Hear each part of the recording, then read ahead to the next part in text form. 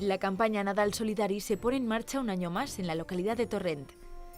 Esta iniciativa se realiza con el propósito de recoger alimentos para que durante estas fechas tan señaladas, aquellas familias de la ciudad que viven en mayor medida las consecuencias de la crisis econòmica puedan seguir siendo asistidas. Comencem a ficar la caseta perquè la veritat és que el pressupost de l'Ajuntament ja s'ha desfasat i entonces és una forma de recaudar i a poder donar més aliments a la gent. Ja no de Nadal, encara que la gent menja 12 mesos a l'any, no només en Nadal, però bueno, pareix que la gent sigui més solidari. Bueno, pareix que estigui més prop de la gent que li fa falta i això és a veure si podem arreglar més, per donar més i perquè la gent estigui més tranquil·la en sa casa. Alimentos no perecederos, artículos básicos de higiene, alimentación infantil.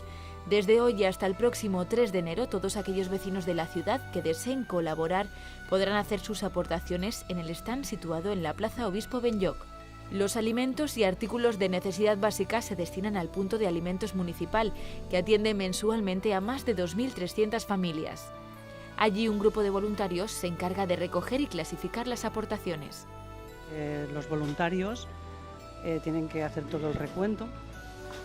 Una vez ya que está todo contado, se ponen las estanterías y a partir de ahí, pues antes de irse, el día a día, dejamos todos los lotes preparados para el día siguiente.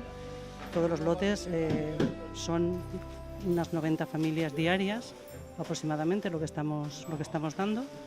Entonces los voluntarios dejan las 90 cajas ya preparadas. Después la gente viene a primera hora de la mañana, desde las 8:30 de la mañana hasta la 1, entregamos todos los alimentos. El tejido comercial de Torrent, el mundo del deporte, los colegios y las asociaciones también han querido sumarse a esta iniciativa.